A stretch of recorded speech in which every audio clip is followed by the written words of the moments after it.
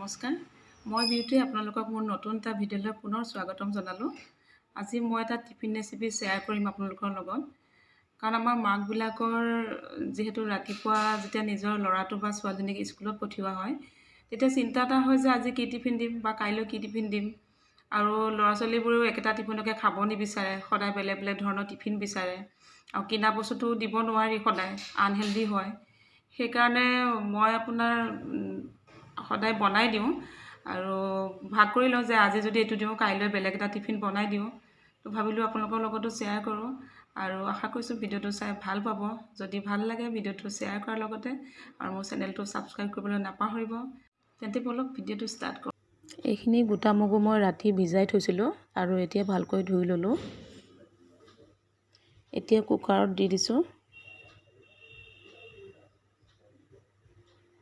লগতে নিমখ আধা চামুচতকৈ কম দিলোঁ আৰু পানী জোখমতে দিছোঁ।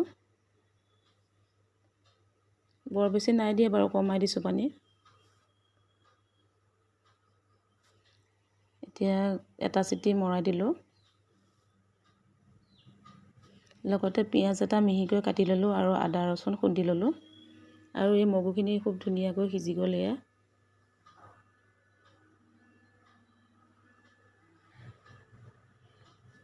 কেৰাহী এটা গেছত বহাই দিলোঁ আৰু গৰম হোৱাত মিঠাতেল দিলোঁ আৰু মিঠাতেলখিনি গৰম হোৱাত পিঁয়াজখিনি দি অলপ ভাজি ল'লোঁ আৰু এতিয়া আদা নহৰুখিনি দি অলপ ভাজি ল'ম।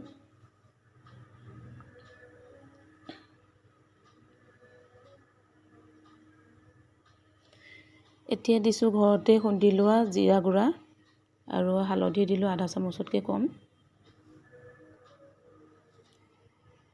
এতিয়া এইখিনি মগুখিনি বাকি দিলোঁ, ইয়াত দি ভালকৈ লৰাই ল'ম। পানীখিনি শুকাই নোযোৱালৈকে এনেকৈ কেৰাহীটো বহাই থৈ দিম গেছত, মাজে মাজে লৰাই থাকিম।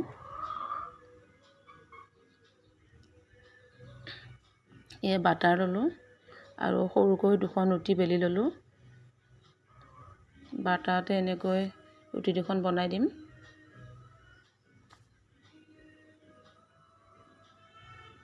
এয়া মোৰ টিফিন ৰেডি হৈ গ'ল। যিসকল ল'ৰা ছোৱালীয়ে পাচলি খাবলৈ বেয়া পায়, তেওঁলোকক গোটা মগুটো এনেধৰণে বনাই ৰুটিৰ লগত দিব পাৰে টিফিনত। আৰু টিফিন বক্সটো আচলতে ষ্টীলৰ হ'লে ভাল হয়।